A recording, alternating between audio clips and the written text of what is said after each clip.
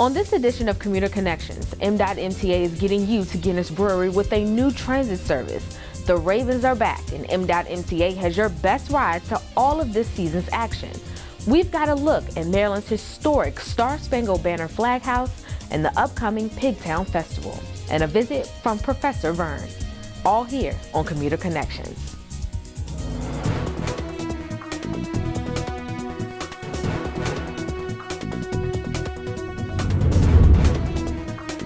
In an effort to serve emerging job centers, MTA has a new pilot transit service to Guinness Brewery. The service is for employees and visitors of the facility. Joining us with more information on this is MTA Director of Service Development, Tom Hewitt. Thanks for joining us. Thanks for having me. And tell us where this idea came about to provide employees and visitors more of a transit option to the Guinness facility. Yeah, we were approached by the Guinness leadership about a year ago when their facility was just about to open up, and they saw that there was a need for additional transit service down there. The existing line that's the closest to the facility, the CityLink Yellow, splits off about a mile north of where the current site for Guinness is located. So we knew that people who wanted to take transit had to have a pretty arduous walk getting to the facility with the current service as it stands. And this new service is part of the fall service change? This will be a branch of the CityLink Yellow. Right now there's two branches, one that goes to UMBC and one that goes to Patapsco Light Rail Station. This will be a third pilot branch that goes right down Washington Boulevard and terminates at the Guinness site itself. And it will start September 1st, Sunday, September 1st, with the fall service change.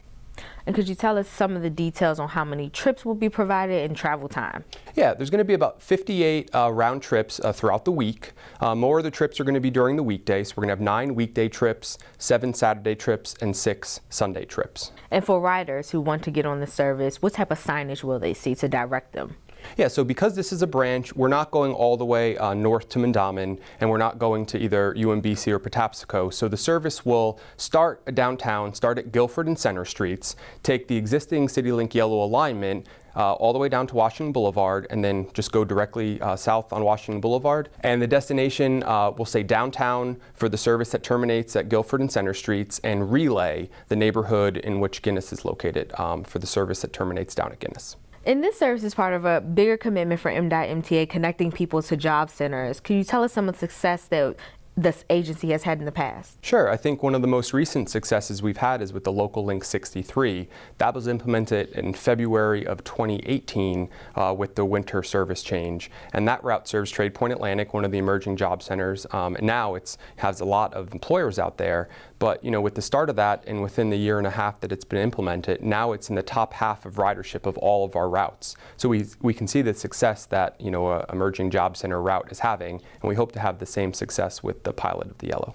And back to the one for the Guinness facility, how have those who are leaders there kind of reacted to this service that we're about to give? I mean, they're ecstatic. It opened up last September, I believe, and over the course from last September to now, they've had over 400,000 visitors. And coupled with the 200 plus employees they have on site, we're looking to move a lot of people to this emerging job center in this emerging area in Southwest Baltimore. And it's not just about giving the service, it's 12 months, but we're also going to be, as MTA, seeking feedback and examining the service. Can you tell us a little bit more about that? Yeah, I mean, when we do service planning, we always try to, it's not just a very focused thing. We want to look at a lot of different elements. So we're going to be doing rider surveys, we're going to be surveying our operators and getting feedback from everyone to make sure that the service is running smoothly. We're going to be looking at some other efficiency measures and things such as reliability.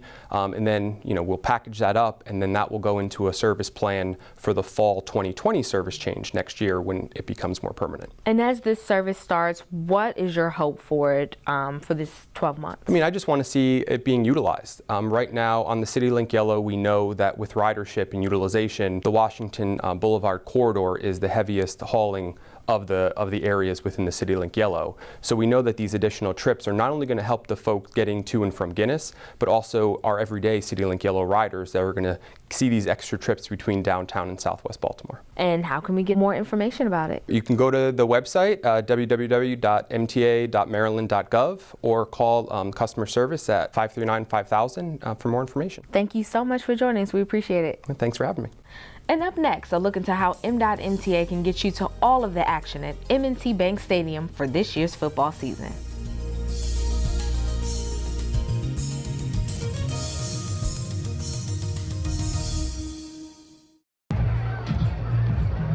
If you drive buzzed, it could cost you around $10,000. You'll face major legal fees, major fines, and steep insurance penalties. You could lose everything. Buzzed, busted, and broke, because buzz driving is drunk driving. Football is back, and that means Ravens fans are excited about the possibilities of a new season at M&T Bank Stadium. Large numbers are expected downtown for game days. So how will you get to all the action this season? MDOT MTA Chief Operations Officer Sean Adgerson joins us with a few good suggestions. Thanks for joining us. Thanks, Brittany. Thanks for having me. And could you tell us what is the best way using MDOT MTA to get to Ravens games? So light rail, our light rail link is the best option. It lights you off right there at the stadium at our Hamburg Street stop. Either from the north or the south, you jump on light rail and it'll take you right to the stadium door. We do have other options too. Just if you're not along the light rail line, you can jump on Metro and walk a few blocks either from our Lexington Street stop or our Charles Center stop. You can also catch local bus. We do have local bus that stops there, several lines that run across Pratt Street, and you can walk down to the stadium. And so how many people on average use the service going to Ravens games? So it depends. We average anywhere between 8 and 10% of the crowd. So that could be as many as 7,000 people will use our service for a game day. That's a lot of people catching MTA. And when does that service begin on game day? Sometimes they can run late. And when does it end? Typically, games are on Sundays, and our service starts on Sundays at 11 a.m. and ends at 7. But that usually captures most of the game time. But whenever games are scheduled late, whether it's a 4 p.m. start or even an 8 p.m. start, we will run service afterwards. So we'll stay as much as 1 hour past the end of the game time. So we try to be there for the people who use the service, and we'll adjust as the schedules permit. And adjusting and being able to work with the Ravens, that's a big part of it as well. So tell me how you all prepare to help riders get to the games by working with the Ravens. It's a lot of work that goes into making sure the Ravens game day experience is a good one for our passengers. So we start early. We start in early August. We start meeting with the Ravens and we start coordinating with them. We have our own internal meetings where we start to coordinate between MTA police, our supervision of sorts, light rail operations, because it does carry the most people, as well as our special events coordination. So for a game day experience, you may have as many as 60 or 7 MTA personnel managing that event. We also put people inside the stadium, and there's a whole operation that goes on to ensure just traffic as well, from security as well as MTA operations. And so we have cameras that can see exactly how many people are at the platforms waiting to get on and off trains, and we can call and make those adjustments to our control center, say send more trains or do things to adjust to the actual event and how we move people in and out of the stadium. So it's a big deal for us. We're excited about it. We've had a good relationship. Our goal is to have people out of the stadium within an hour, and thankfully for the last 3 years we've been meeting that goal. We average about 45 minutes from the time the game lets out to the time our platforms are clear, and that's pretty cool. And the Ravens want us to make an hour, and we've been meeting that. And parking options for those who park and then take the light rail, what do those look like? So we have along all of our stops, whether you add Metro as well as light rail, we have over 5,000 free parking spots. And so when you think about the cost of a one-way fare of $1.90 or a day pass of $4.40, you're parking for free, and catching our service to get to the game is probably your best option. On game days, parking around the stadiums anywhere from $25 to $30. So when you think about a $4 investment to get to and from for free parking, MTA is your best option. Pretty affordable, pretty affordable. And where can people find all this information that you just told me? So you can go to our website. That's mta.maryland.gov. That Maryland spelled out. And you can find a bunch of information in terms of trip planning from your specific location on how to best get to the stadium complex. Well, thank you so much for all the information. We appreciate it. Thank you. Coming up next, a look at one of our nation's historical landmarks right here in Baltimore, the Star-Spangled Banner Flag House. Stay with us.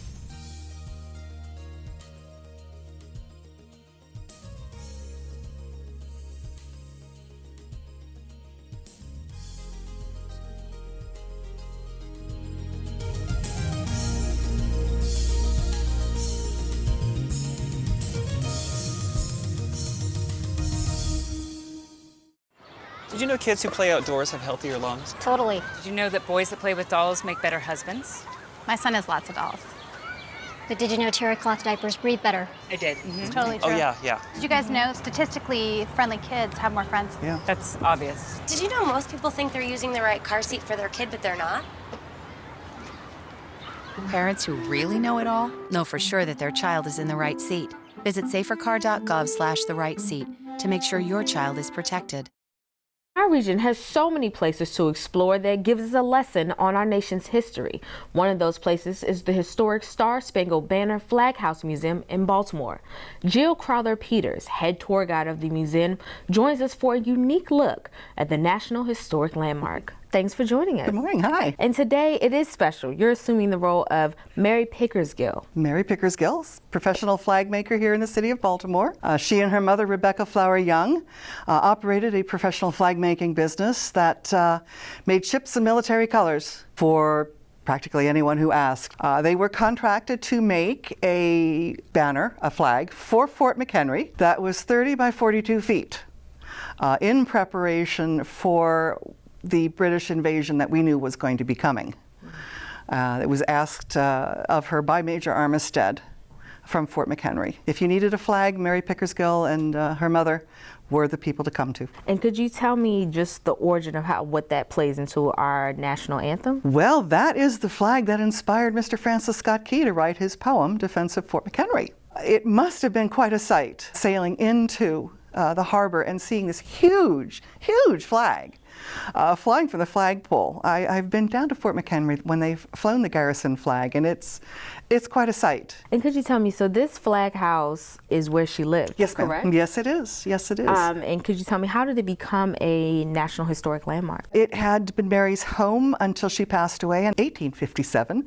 Her daughter sold it in 1864, and between then and 1926-27, it was quite a few different businesses.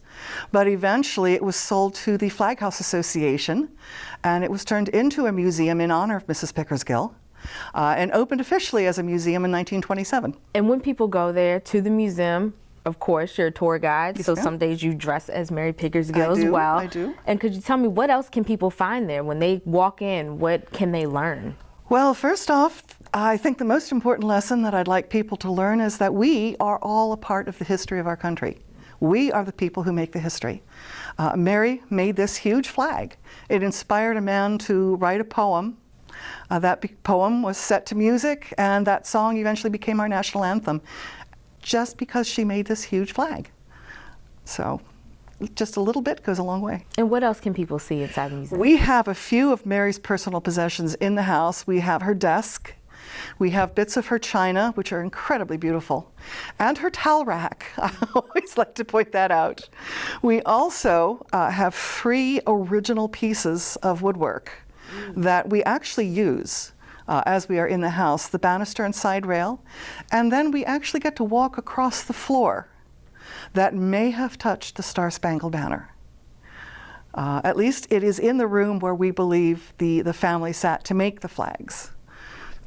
So one of these days, maybe that floor will talk to me and tell me all sorts of things, I'm hoping, but it's just wonderful to stand there and to think about the women who sat there to make flags. And those flags kept them fed, sheltered, and clothed. And that was amazing at that time. Wow, definitely amazing. And could you tell me just how many people actually come visit the Flag House in a year? Well, we've got about 15,000 people come and visit us every so often. I stopped counting at 100. That was a long time ago. We get huge groups. We get individuals coming in. I've had people from all over the world come through. And it's very interesting and heartwarming to think that these folks would like to learn about my history when I'm also interested in their history. So it's a nice trade. What are they the most interested in that kind of surprised you? Just the fact that the house is still there. Did she really live here? Yes, sir, she did. This is the floor she walked on. This is the banister she climbed. Here's the desk that she sat to write letters and enter numbers into her ledger books and such. And how important is it that this flag house is still here, still in this area, and still being preserved? I think it's important, just again, as I told, history is made by us, by the things that we have to do to take care of our families. I don't think these women woke up every morning and said, I'm going to be a history maker today. They simply woke up and said, we have things to do to take care of our family, and this is how we're going to do it. Their flags undoubtedly were seen around the world on military and merchant vessels, and of course people coming into the harbor would see flags that she would have sewn. The militia used them, the Navy, the Army, Fort McHenry. So she did a lot of little things to contribute, and those little things inspired someone else who inspired another person. But the fact that it's there, that these women at that time were able to run a successful business and take care of themselves and their family was a bit out of the ordinary, and we're very proud of them. Definitely an inspirational message, definitely. And could you tell me, what's the best way for people using MTA to get to the flag house? Yes, we are just down the street from the shot tower exit of the subway, subway link there. And then, of course, there's the most marvelous bus system. I think practically every bus passes by the flag house. So a stop there is where you'd get off and come to visit us. And can you tell me, how much does it cost to actually come into the museum? It's $9 for adults. Children 5 and under are free. But of course, military and senior citizens and AAA members get discounts and such. But we just want people to come. And thank you so much for being here. We really appreciate it. Where can people find more information? Well, we are at flaghouse.org, or you can give us a call on the phone. You can come down to the flag house.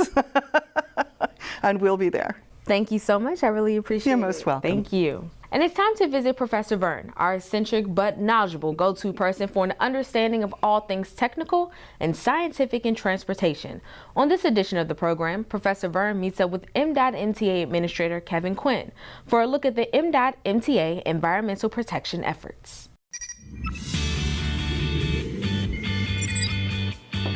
Professor Verne, how's it going? Professor Verne, should I even ask what this is? Administrator, Robot and I have been working on the detection of chronometric particles. So what if you find them? Administrator, if I can capture and analyze chronometric particles, it may unlock the very secrets of time travel. Professor Verne, we're a transit agency. You know, buses and trains. That's where I need you to focus. I told you the administrator would not approve. Quiet, Robot. You transistorized tattletale. Gentlemen, robots. Anyways, Professor Verne, can you please tell me how the MTA protects our environment when we do construction projects? Absolutely, Administrator. When we build parking lots, buildings, and roadways, we create impervious surfaces, which means stormwater can't penetrate them. So instead of the water being absorbed into the ground, it runs off. Therefore, we are required to do stormwater management. But what kind of problems does stormwater runoff cause? Well, there are two major problems. The first is called velocity, and this describes the quantity of stormwater that flows during runoff. Stormwater runoff can exceed the capacity of local storm drain systems, causing flooding and severe erosion. The second problem is stormwater quality, and this involves pollution that the stormwater carries into our streams, rivers, and eventually the bay.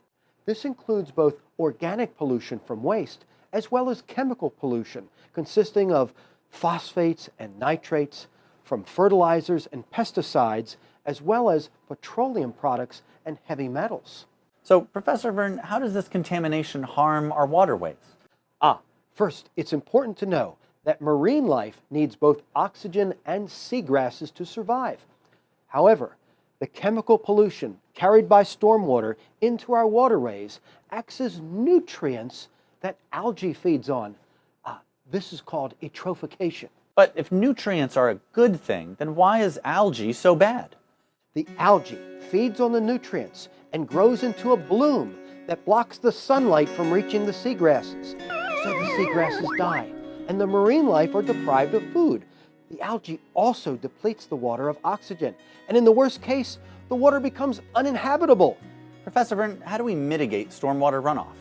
When we build new facilities, we also construct a bioretention pond as part of the project. Robot, define the term bioretention.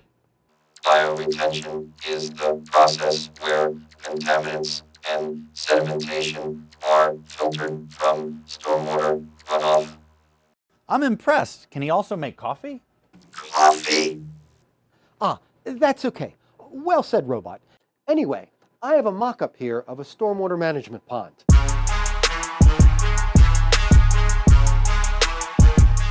Administrator, what we have here is a mock-up of a bioretention pond. It consists of 3 parts or layers. The first part consists of a depression where the stormwater runoff enters. This is called the storage and treatment area. So the bioretention pond is like a big hole in the ground. Administrator, bioretention ponds are designed to meticulous engineering and scientific standards. It's not simply a hole in the ground. I'm sorry, Professor Vern. Please continue. As I was saying, since the bioretention pond is kind of a hole in the ground, the stormwater enters the pond instead of running off and overloading the local storm drain. Now, the first layer of the bioretention pond contains grasses and other plantings that feed on the nutrients carried by the stormwater runoff. Next, we come to the second layer, which is called the filter media. This consists of a combination of sand and soil, and its job is to filter out contaminants such as heavy metals. So that kind of reminds me of a sand filter on a swimming pool. Well, actually, that's not a bad analogy, Administrator. Anyway, now we come to the third layer, which is called the gravel layer. It consists of stone and gravel and has a perforated underdrain pipe running through it. The now filtered stormwater now seeps through the underdrain, or it's carried by the pipe to the outfall of the pond, where it flows harmlessly into the local storm drain. So what's that thing coming up from the pond? Administrator, that's the overflow outlet. In the event of a severe rain, instead of overflowing the pond, the stormwater is carried directly down into the storm drain system. Okay, and so what's that thing that looks like a UFO? That must be a temperature inversion. You know, swamp gas rising off the pond. Yeah, right, Professor Vern. Let's go check out one of our bioretention ponds. Let's do it.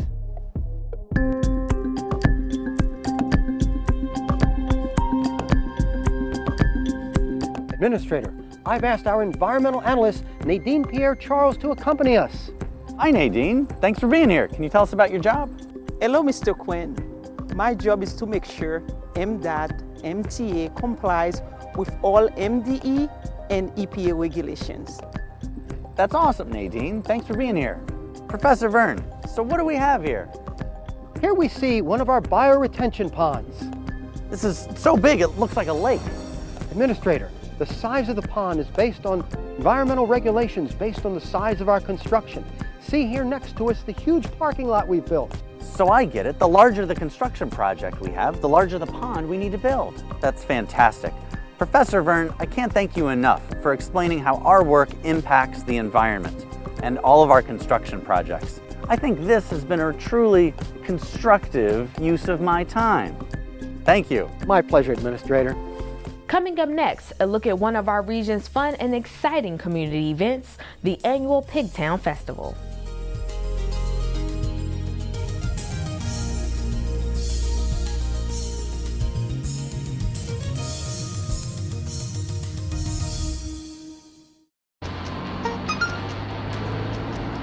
The average text takes your eyes off the road for nearly 5 seconds. Stop the texts. Stop the wrecks. Visit us at stoptextsstopwrecks.org.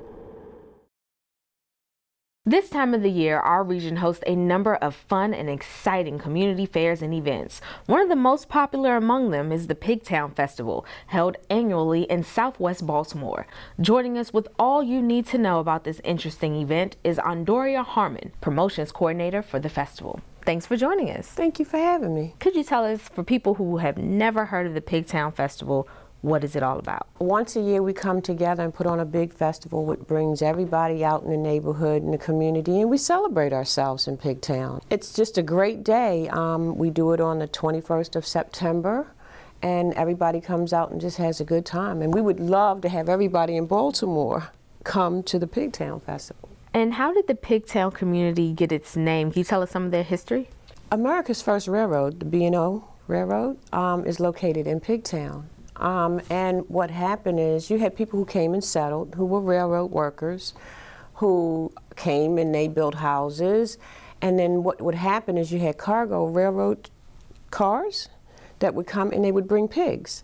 And they would take the pigs and run them through the streets of Pigtown. And so eventually everybody just started calling it Pigtown. And that's how Pigtown got its name. And we have the most unique name of all the neighborhoods in Baltimore. Definitely unique, I will say that. So going back to the festival, what can people expect when they come? They can expect to have a great time. I mean, just a really good time. We work really hard all year. Actually, the day after we do the festival, we begin to plan for the next year's festival. And this is the 18th festival, so it gets bigger and better each year. We're going to have bands, Ursula Rick's Project, the Scots Bonnets, and Rufus Roundtree. So those are just three of the bands that we have, and that starts at 1 o'clock. And then we have the great, fantastic Kids Zone, which is where I will be. That has a whole lot Baltimore hoop love, you know, with the hula hoops, which I do every year. And then we have what brings mostly everybody to the yard, as they would say, the Squeakiness, which is the pig races. And that is a big draw, and that is really something that people love. And that happens 3 times. That start 1 o'clock, 3 o'clock, and 5 o'clock. And then, of course, we have great food. Some of it is provided by our businesses that are in Pigtown Main Street. And we have local craft people who are vendors. And it's just a great place for you to bring your family and enjoy the day on the 21st. And tell me about the pig races. That sounds exciting. That is really exciting. I mean, I just love the pig races. I mean, who would think? I mean, because you know about horse races, but a pig that races around the track, you know, and it is just great. I mean, and they go around the track and you get everybody just you pick your favorite pig. Because they all have names, right. You know, and they race around the track and you say, oh my goodness, how could they do that? You know, but they do. I mean, and every single time there's a race, all the people just come right on down to where the pig races are located. Now that's exciting. So what would you say is your favorite part of it? Oh my goodness, I think it's kind of hard for me to say what is my favorite part. I mean, I love the music, I love the pig races, but I love the Kids Zone and, you know, just the thing that every kid that comes to the Pigtown Festival, there's something for them to do. We're going to have a dance group this year that's also going to put on a performance. The Ravens Bookmobile is going to be there. Edith Pratt Library, B&O. Just a whole bunch of things. I mean, it's just kind of hard because the food is great also. That's important. And there's also, right. We just really go all out. We're a small community with a big heart, and that's what Pigtown is about. And it allows us to showcase our neighborhood, our community, and hopefully somebody will come to the festival and decide that they want to move to Pigtown and have fun with us and help us plan the festival next year. Well, that's amazing. And how can people get there through MTA? They can catch the yellow line.